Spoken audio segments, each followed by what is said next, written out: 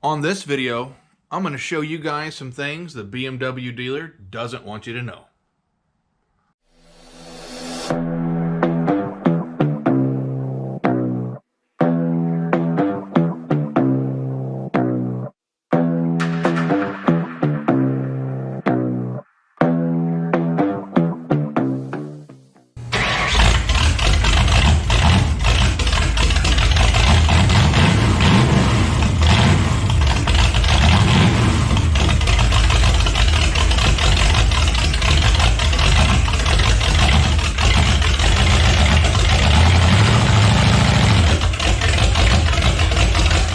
Welcome back to Dickie's Garage, guys. Now, you just saw me take the big block Miata outside under its own power.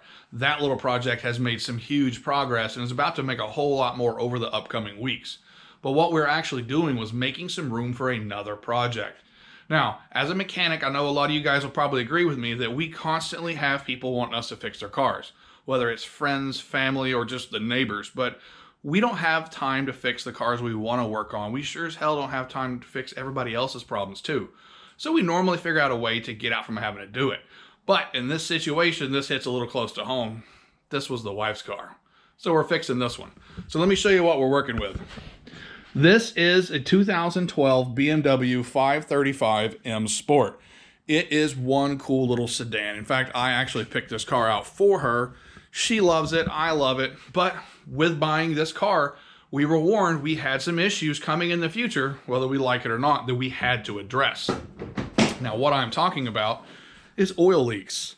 These engines are notorious for oil leaks. I'm talking every 3 to 4 years, you're going to be resealing a few things on this engine.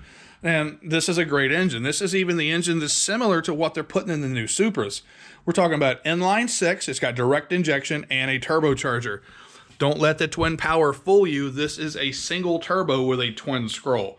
Yeah, BMW got us there with that play on words, because there's a lot of guys that think they have twin turbo cars. But what we're going to be doing is taking this car apart. I'm going to show you guys the whole process, start to finish. I'm going to show you a few ways you can cut some corners and maybe save a little time. I'm also going to show you where cutting some corners might cost you a whole lot of money, so pay close attention to that. But without further ado, let's get this thing up in the air and get this thing taken apart. So I've got the car in the air. I ended up using some ramps because there's limited lift points under this car. So I jacked it up on the lift point and then slid the ramp under it. So that works out just fine for what we're doing. Now I have removed the underbody panel.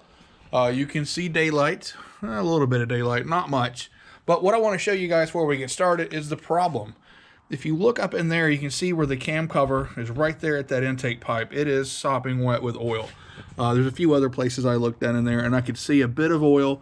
That's going to be our problem. Now, here is the oil filter housing. You can see this thing is covered with oil. Right below that is the tensioner and the belt. Now, that is a part that dies quite frequently on these as well because of the oil that leaks on it. So we're going to take that off while we're working on it and clean it up and make sure it's in good working order too.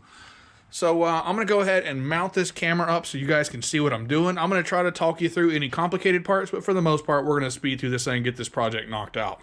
So the first things we're going to do to get this project started is we're going to pull some of these plastic covers and the airbox off the engine so we can see what we're working with. So now you can get a better understanding of what we're working on because we can actually see it. So this is the cam cover right here. This is more on the passenger side of the vehicle. You can see this big plastic intake manifold here, and the throttle body is kind of facing down towards the left front tire. Now, what I want to do first is tackle the oil filter housing side of this. So we're going to reposition a little bit and start getting that thing taken off.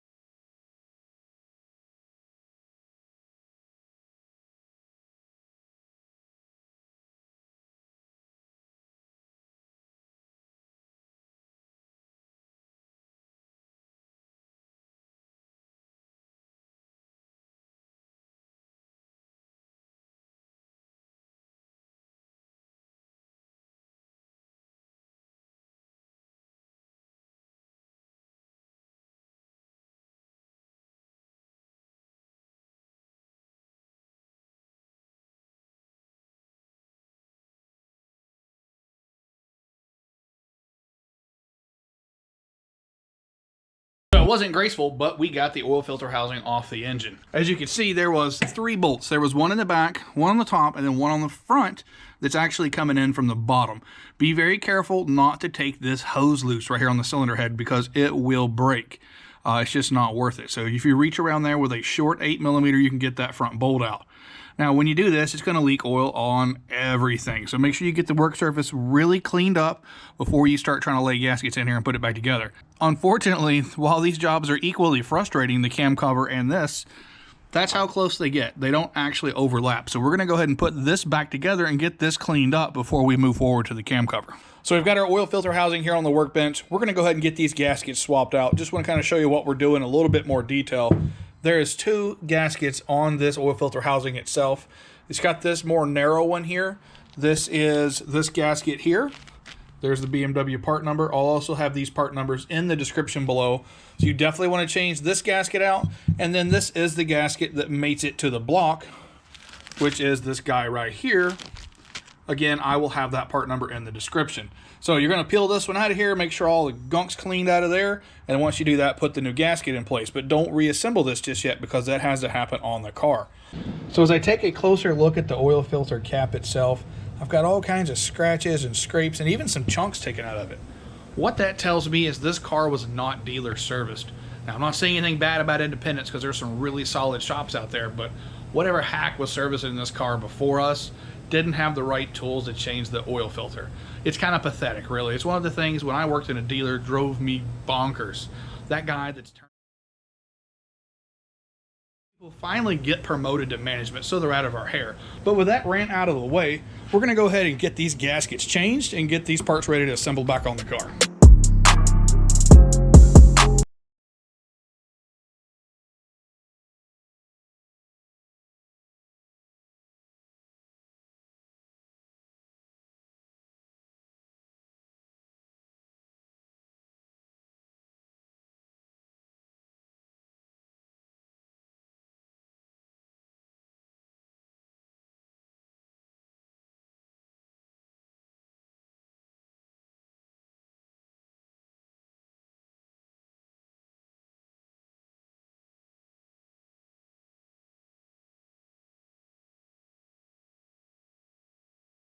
Alright, so that wasn't too terrible going back together. It's a lot better with everything clean, that's for sure. Now, what I did is I put the housing on, put all 3 of those bolts in and torqued them. Then I put the intake back in and put all the bolts tight on that. And then I installed the solenoid casing here on the front to the front of it, and then I put the cooler lines back on top. Now you'll notice I left the oil filter loose because when I get done with this, I'm going to do an oil service on this vehicle as well. So I'm going to go ahead and prime the system by pouring some oil in this hole before I do a first start. So now it's time to get the cam cover off. Looks a little bit more intimidating, so we're going to roll our sleeves up and get to work.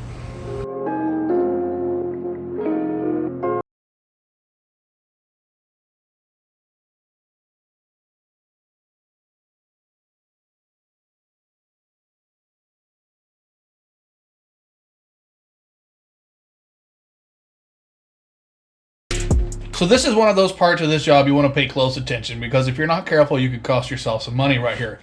This tube, which connected to the air box, has this small plastic line which looks like a bendy straw almost. Let me tell you, that's anything but bendy. This is equivalent of eggshell. This is German eggshell is what we call this now. So what you would think you would do is take it loose here at these T30s. If you do that, you're probably going to break it. You may get by, but it's not worth the risk. So what you do is take everything off the hose, take this bolt out here, and then slowly work these 4 fasteners loose and take it off directly at the cam cover. Now, I've been told that's the best way to do it, so let's give it a shot.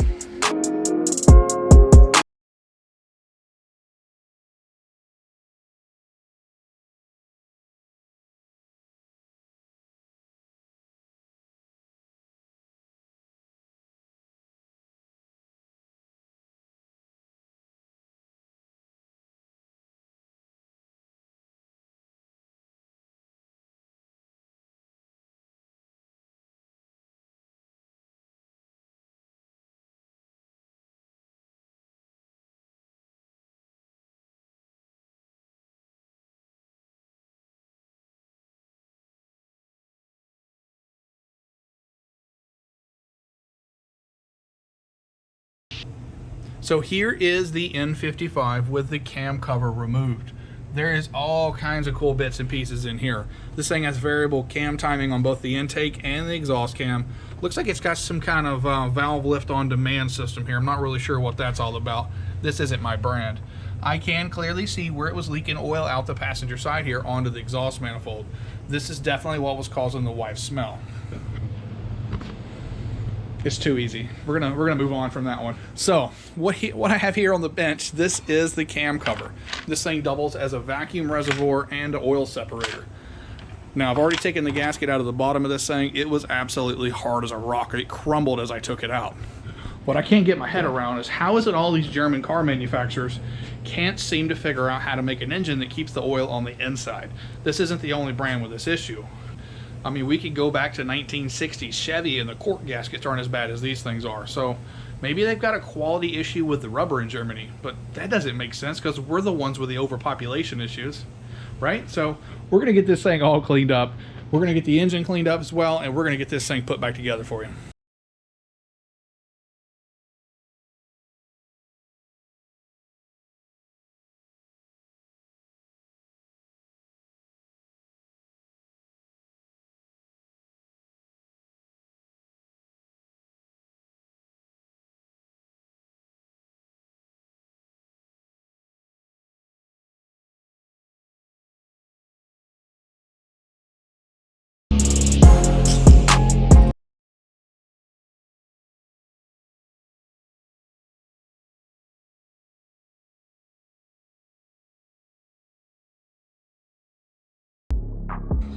All right, we've got our cam cover back installed on the engine. It wasn't too terrible. Just got to be cautious, take your time, make sure the gasket doesn't fall out of the cam cover when you're sliding it on.